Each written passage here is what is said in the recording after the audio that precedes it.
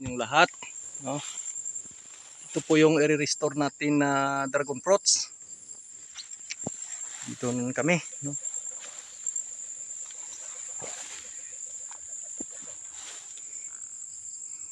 Kung mapagsalita na tong dragon fruits na to, pagalitan na tayo.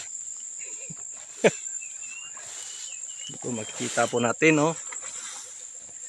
Halos ang taon di nagalaw.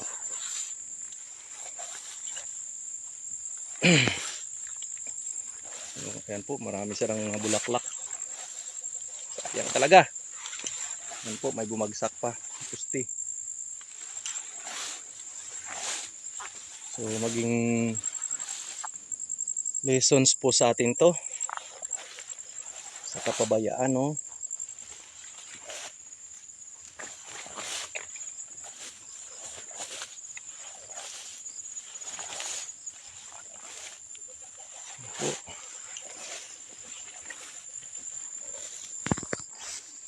Ako mahinog pa.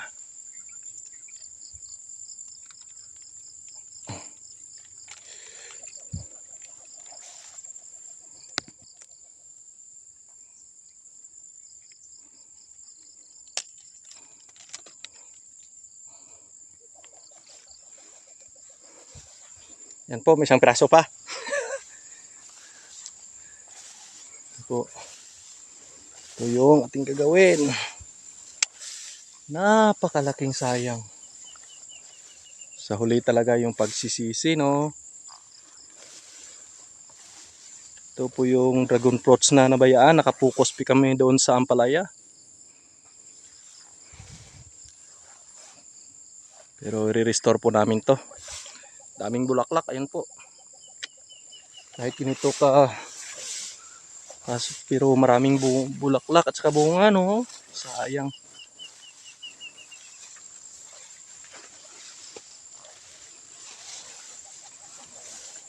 Sige lang. Ganun talaga. Yan po, makita mo natin marami pang bulaklak. Kahit ganito kagulo. Pero ayan po. Daming bulaklak.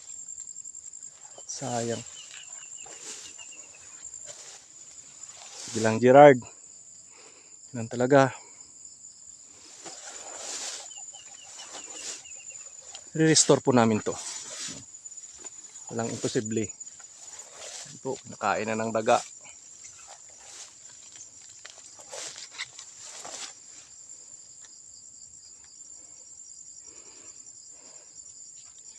So yun lang po, no? Kahit yung kubo ko wasak na. Sana may magandang loob na magbigay sa amin ng pagpagawa nito. Wala kaming pampagawa.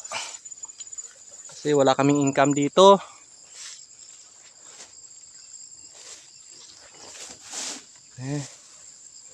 Yan po yung aking kubo. Wala na. Nakyat na ng baging na. Sayang. Wala tayong magawa.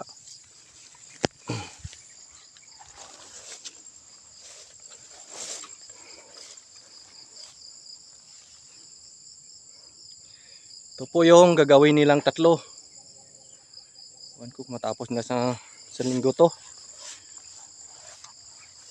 So yun lang po, no, sa araw na to. Ito.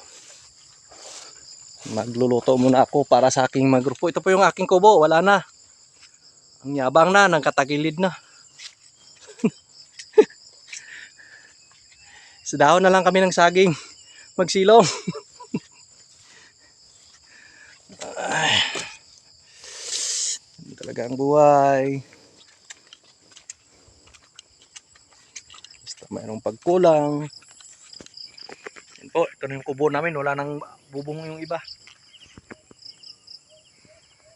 So, yan lang po, no? Sa araw na to, God bless.